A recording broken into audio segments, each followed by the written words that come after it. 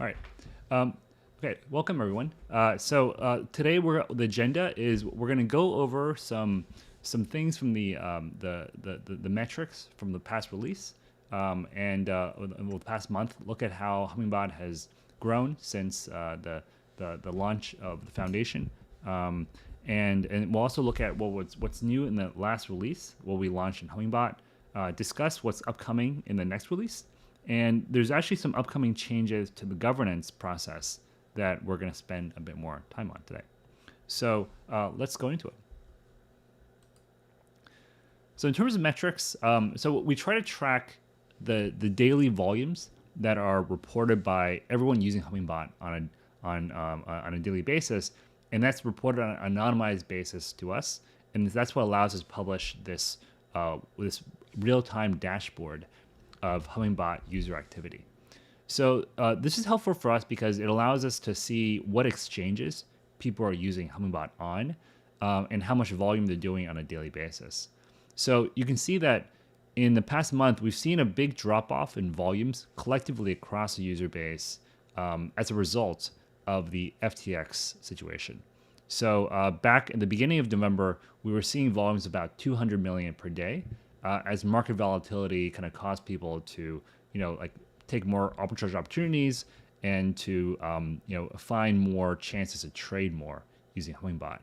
However, as the month progressed, and there was, a risk deleveraging where people took money off of exchanges, people were running fewer bots because of concerns about which exchanges might be safe or not safe. We have seen a big drop off. So now we're seeing probably on average collectively across the user base, something like 30 to 40 million per day of volume. And most of that volume is, not surprisingly, is starting to concentrate more on the top exchanges, Binance in particular. And we're also seeing kind of like, there's also been, so some of these smaller exchanges, the volumes are probably in the earlier parts of the month, but these days we're seeing volumes on Binance really kind of like, take over and be used a lot more by everyone else in the user base. 1 second, let me just see. Sorry, it's hard for me to see audio here, so I'm trying to make sure that I'm actually responding to comments or things like that in the channel. So please, so right now we're kind of transitioning, so you can put your comments in the community called chat channel on Discord, but also in the future we'll probably try to use YouTube more, so the live chat here is also going to be available. So this is the volume. So we track this, but we actually don't get paid directly by this. We get paid by the exchanges themselves, who we have partnerships with. So traditionally, our revenues have been, in the beginning of the year, they were about 40, 50K per month from these exchanges. They have dropped off significantly because volumes overall in crypto have been down. And so this is what our revenue picture looked like in October. So obviously, we want to make sure that the foundation is sustainable and break even. So we've been looking at ways to improve our revenue situation, which is why we're starting Bot Camp, our first developer bootcamp. But in October, so we made 16K. This is primarily off the exchange fee share partnerships. We have 43K of expenses. So this is the staffing of the 12 people we have at the foundation working full time. And therefore, we had a negative 27K of P&L in October. And so what sustains us right now is essentially our balance sheet. So we have a grant from our parent company, Coin Alpha. This number started at 500K. And so collectively, we still have a good amount of runway through the remaining of 2023, even if we kind of like don't, are not break even. However, the goal for us is to build a sustainable organization, which is why we're starting Bot Camp and other initiatives during next year. And we believe by the end of next year, before we finalize, we kind of use up this grant, the foundation will be profitable and will be sustainable going forward. So that's really the goal for us. And the way we do that is, we think the best way we do that is by educating and growing the Hummingbot user base, because the more people that use Hummingbot, the more people are going to be, trading volume on exchanges and giving us more fee share. and the more people will be taking bot camp and learning how to use Hummingbot and more effectively. So that's why we think education and training are our biggest levers, which is why we're starting kind of a bunch of initiatives to teach the community how to make more use of Hummingbot. Obviously, bot camp, but also during the weekly dev calls we have every week, we're going to be going through various topics that allow the people out there to learn how to really extend and to use more features in Hummingbot. So we started this initiative last month. So we had talks about the perpetual connectors. Last month we talked about the pre-processing tool of where people can analyze the trades using the community tools repository afterwards. Today we're actually doing the community call, and so next week we'll probably get into this part, basically using looking at kind of like scripts with sexes and dexes, and also next month we'll be getting to more of these other more advanced features in these weekly community calls. So last month this month we published release 1.10. So let me spend a few minutes and talk about what's in 1.10 as well as what's coming up in the following release. So in 1.10, we actually launched a lot of new stuff in this release. We had something like 7 or 8 new connectors. So it included 2 new perpetual connectors, Gate.io and BitGet, as well as substantial improvements to the DYDX connector. We also added new connectors for Whitebit, LBank, and BTC markets. And that's only on the centralized exchange side. On the decentralized exchange side, we've added integrations to BNB Chain and PancakeSwap, Near Protocol and Ref Finance on Near, as well as VVF and MM Finance, which are DEXs on Kronos, as well as support for the Kronos chain itself. So we've been pretty busy, as you can see. And actually, I should mention that we also added a community strategy called cross-exchange mining, which is kind of like a variation of the cross-exchange market-making strategy. And we also added examples that people have created as a result of taking BotCamp as well.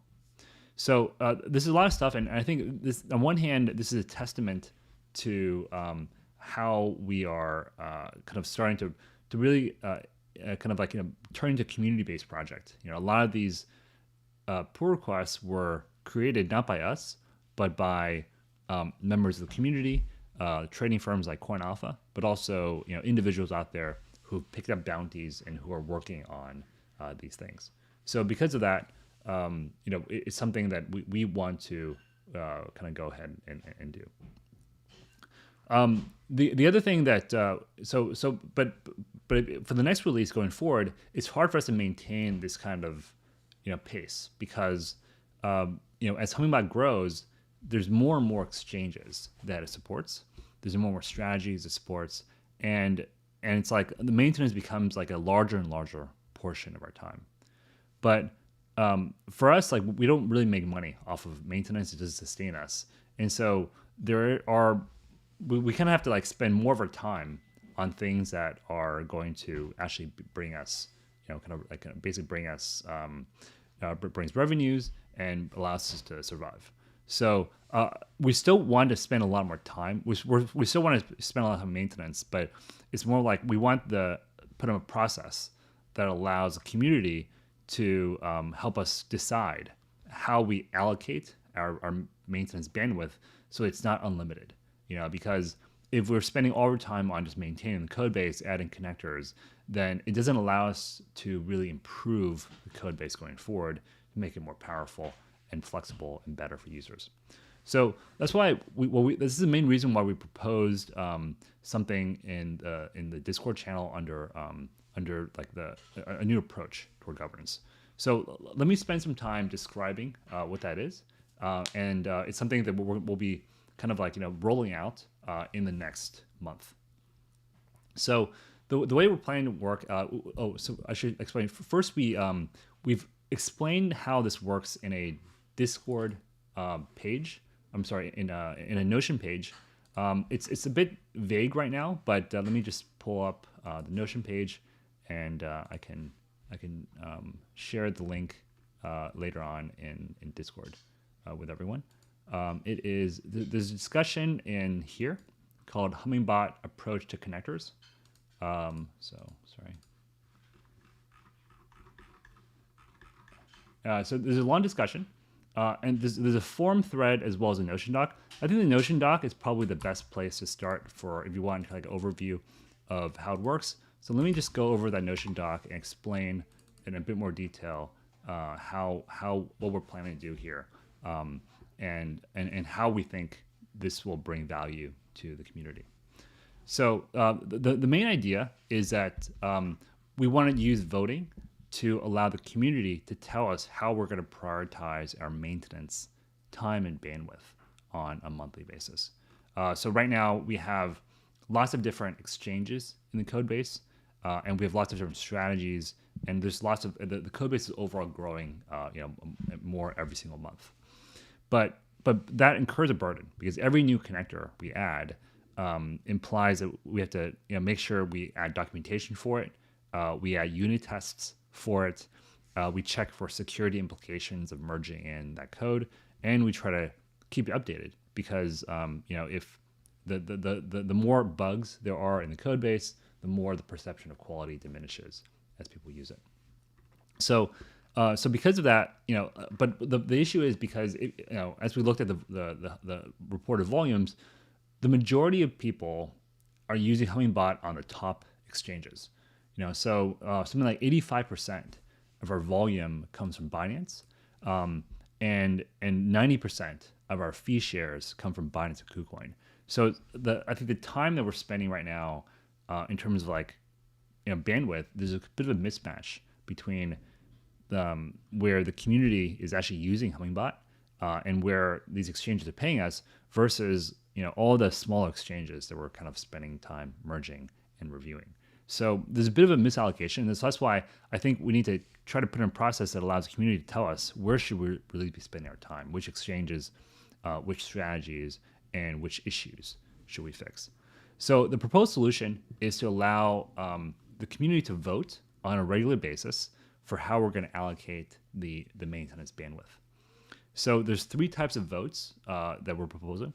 The first one are for connectors.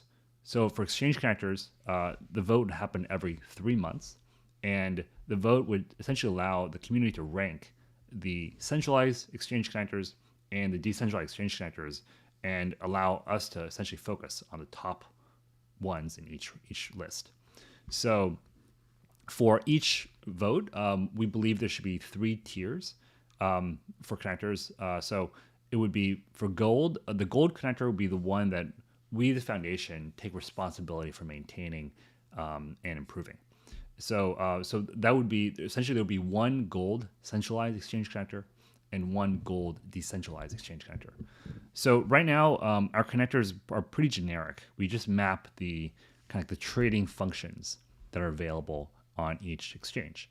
But today, these exchanges have grown a lot more. So for instance, on the central exchange side, Binance has added a lot of margin trading, perpetuals, staking, lending. There's lots of different endpoints that the platform has, and right now we're only mapping a subset of them. Similarly, on the decentralized side, Uniswap has grown a lot too. They've added more advanced LP functionality. There's a new approval flow right now, which makes it much simpler, and they also added NFT trading. So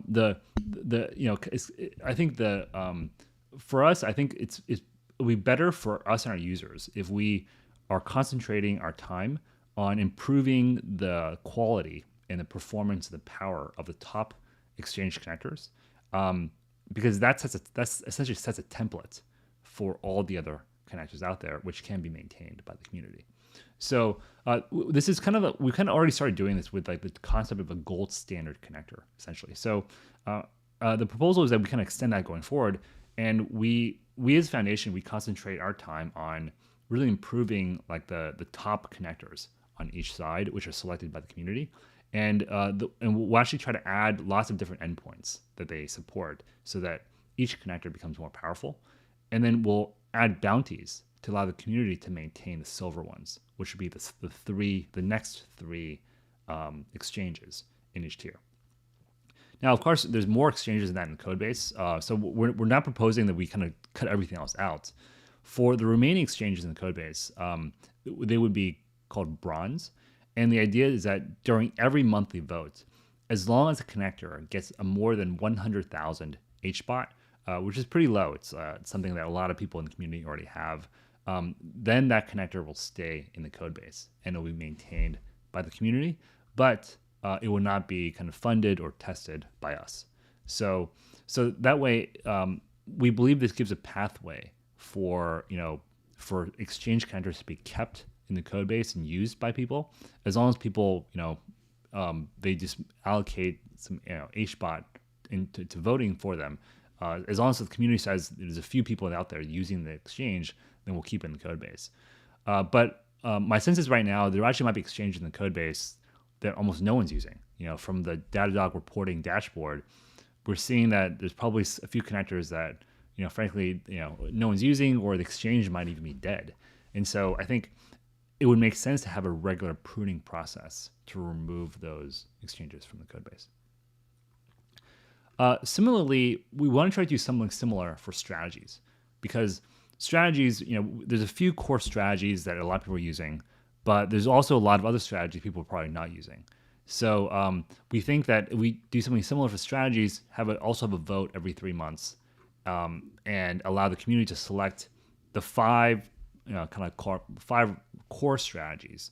Then the foundation can focus on maintaining them, and for the other ones that are not a part of the core strategies, we would consider them community strategies. And similarly to exchanges, as long as they receive more than 100K HBOT, we'll keep them in. But if a strategy doesn't get enough votes, then we would want to remove them from the code base. Finally, the last type of voting is a more regular process, which is we're calling issue voting. And so this is a regular process where every month the community can tell us which issues we should focus on resolving and which pull requests we should focus on merging in. So this process will be in addition to the kind of the existing kind of pull request proposal process, where someone can propose and get a proposal to get a pull request reviewed and approved. However, this one we think it could be like a general vote that just allows the community to select the top 5 issues and PRs for us on a monthly basis. So the way this would work is that first we would create a thread in Discord that allows people to nominate issues and PRs. Once people have nominated them over the course of a week, after that we'll create a poll and snapshot that lists all the different issues that people have nominated, and then there's 1 week to vote. And so after that week to vote, we take the top 5 issues selected, and those become the focal points for the next month's release.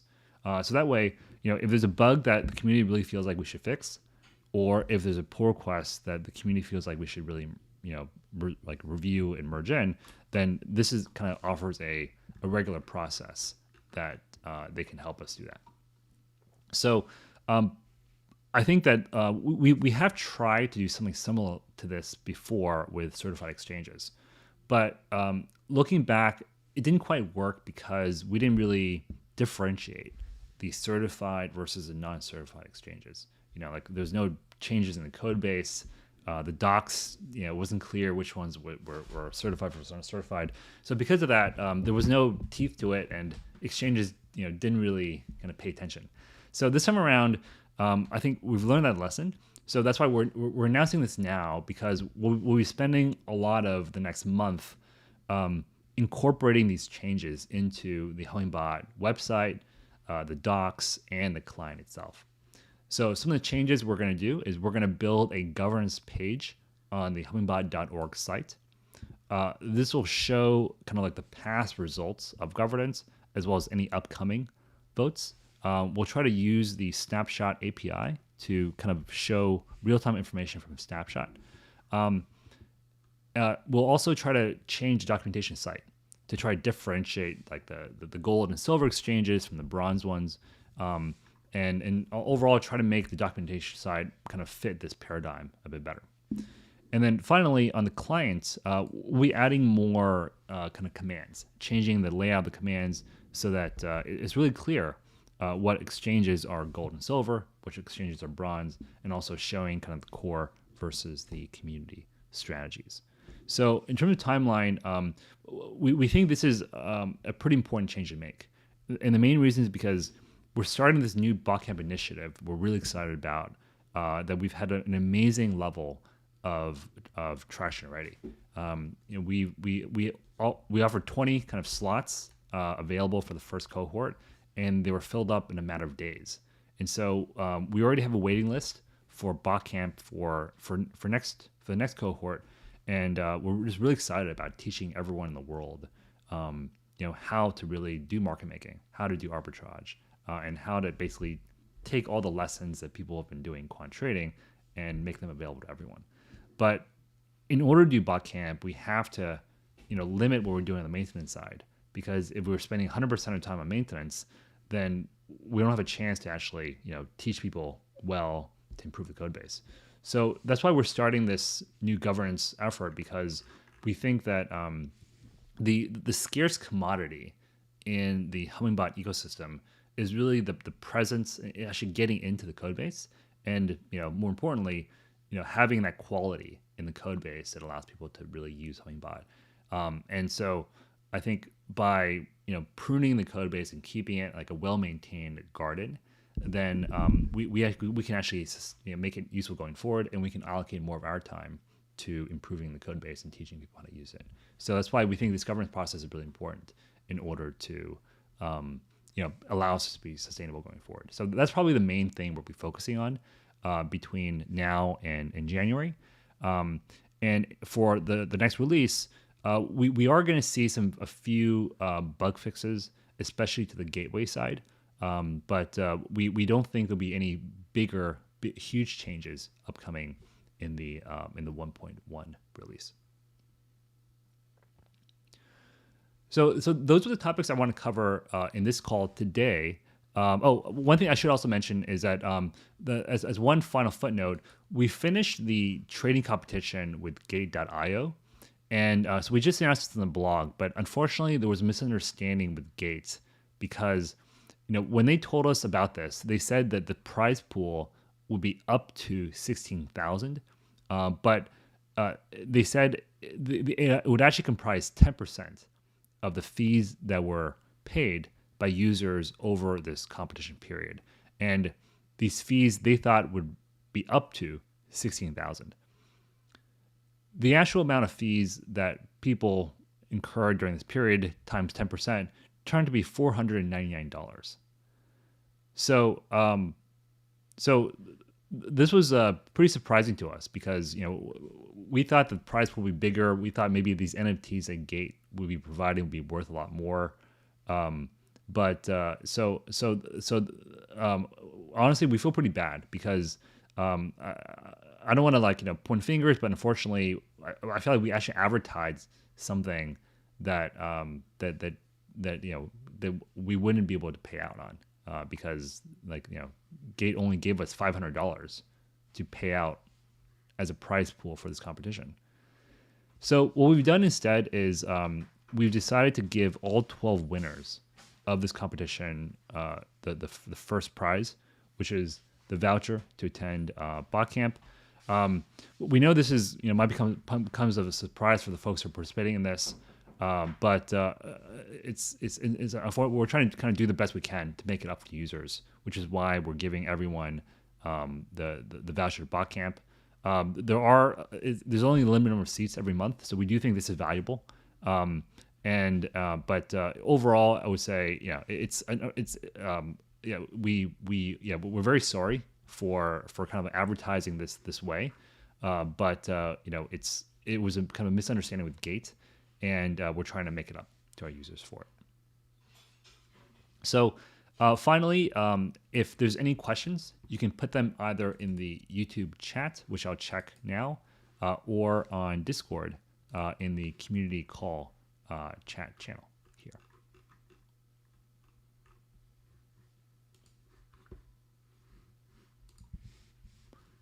just check the live stream. Okay. All right. So hopefully, yeah. If you have any questions, I'll stay on a few minutes to yeah, kind of see who else is coming. But yeah, if there's no questions, we can just end the call for this week.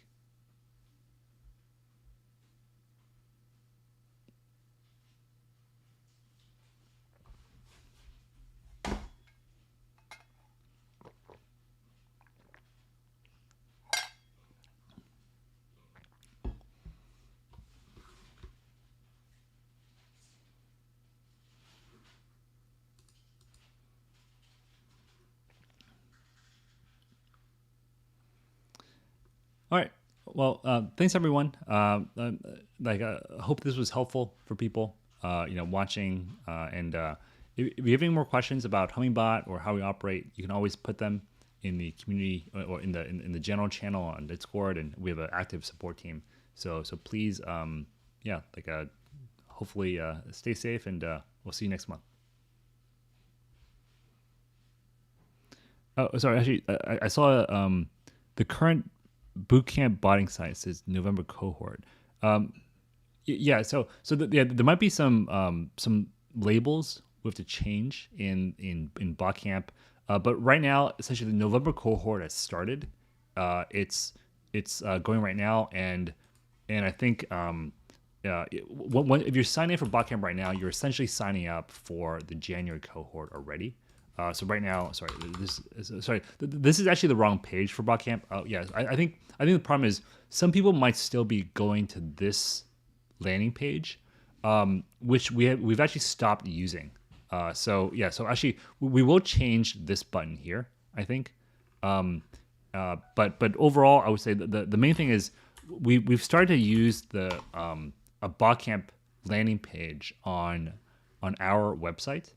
So I think that what we probably need to do is just make sure that the old links we have out there, people are aware that this is a new link, and if you click on this link here, there's actually an application form which you'll need to fill out, because we kind of realized that we've had an overwhelming amount of demand for this, so we don't want people just to pay and kind of get in there, because we want to make sure there's a high quality batch of students every cohort. So we've changed botcamp so that now there's an application process where you kind of fill this out, and then afterwards our community lead Michelle will contact you if she thinks you're a good fit, and then we can kind of talk about the tuition for the program, which is $1,000. But because of like the demand we've had for this, we want to make sure that people kind of go through this application process so that we have the cohort we have, which is only going to be 20 people, is really high quality, and everyone kind of is wanting to learn for the right reasons. So that's why we've kind of changed the approach. But thank you for pointing that out, because I do think that there's probably some